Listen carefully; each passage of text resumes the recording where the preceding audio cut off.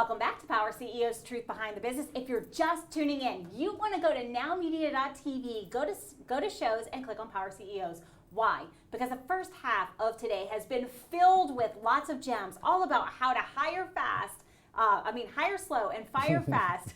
Look, I screw up too. We're all human. We talked about what happens when we make a mistake and how do we correct our trajectory, or when things are not going well, how do we right the ship?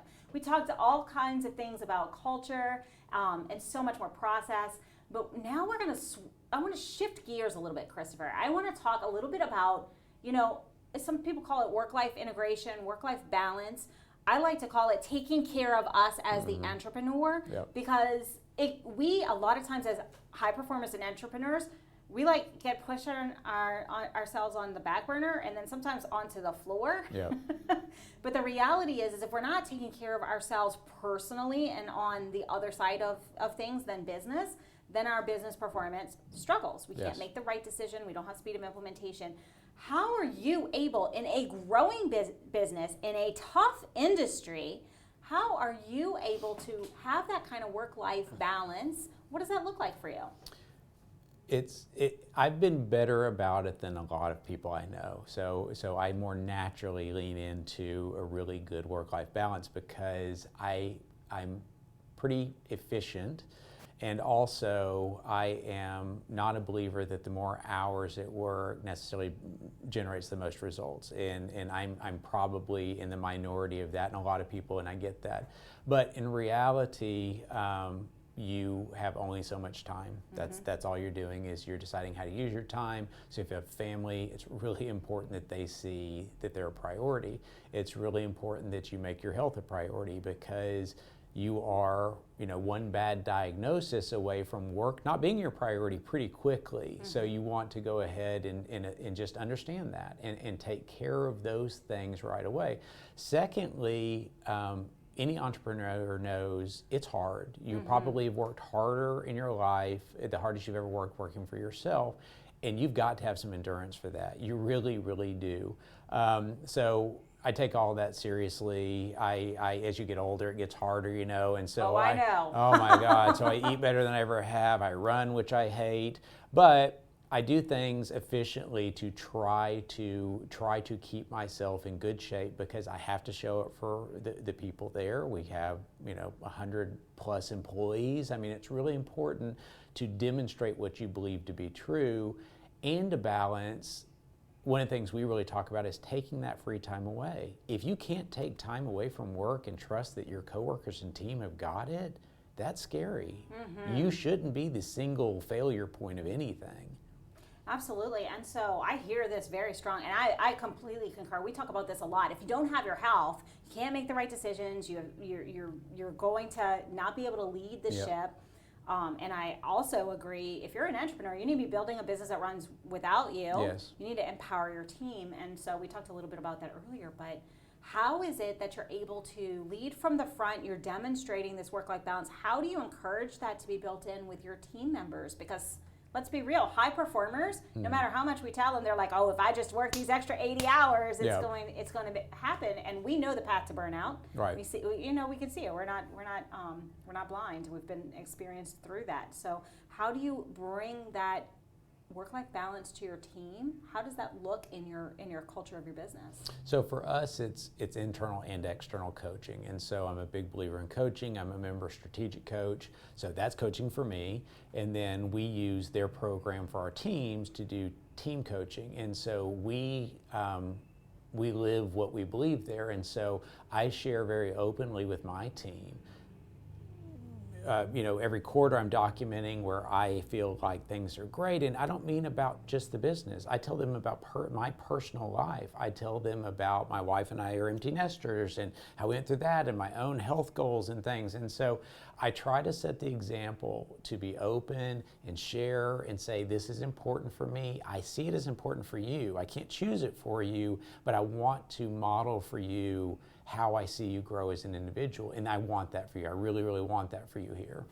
That's fantastic. And I think that opening the conversation is so critical. And everybody's got an employee wellness program, or there's a lot of lip service.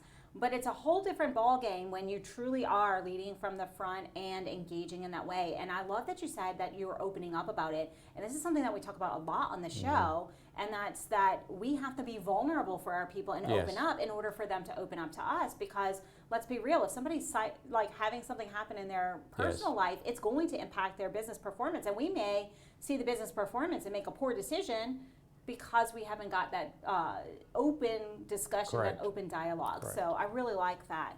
And so as we move this forward, how are you able to then take those same principles and apply that to your clients, for example? Because you are solving major issues in the healthcare billing space. Like, what does that look like? How does that translate into how you interact with your customers?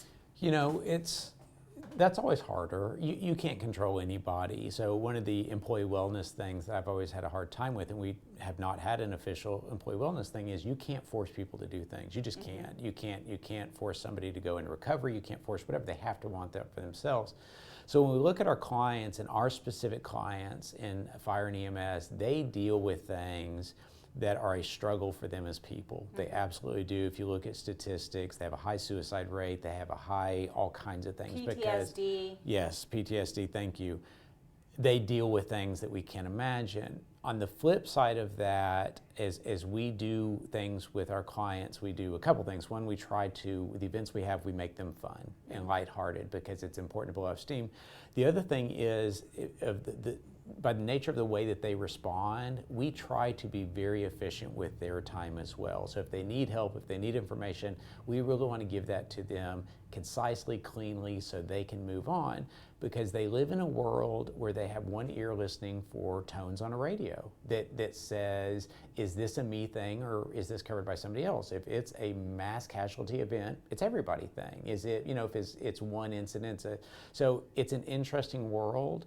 It very surprising to me when I got into it, and I adjusted, you know, pretty well, I think. But I have tremendous respect for that, and you have to meet them at their level. And I think every business, you have to meet your customer at their level and meet their needs. Absolutely. And so I'm really curious about this because we've just recently talked about mental health in business, and like what was brought up in a previous show was, ask a deep, meaningful question to your clients, to your team members.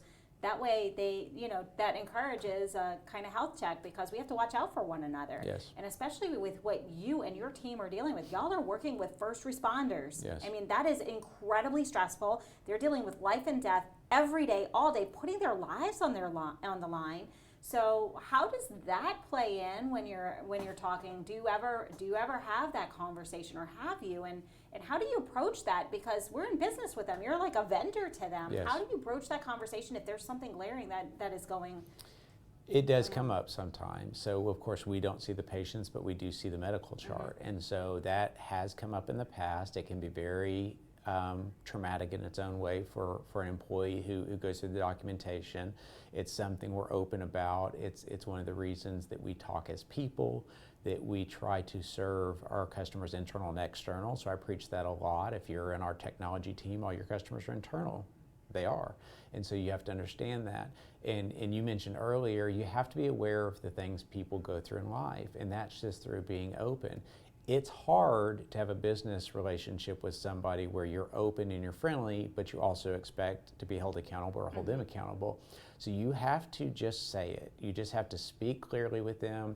And the thing I revert back to is we model it as best we possibly can. So with my COO, she and I model as best we possibly can for everybody in the company. We are very open with each other. I apologize for things that I've made mistakes on, or I, maybe said too quickly or something like that.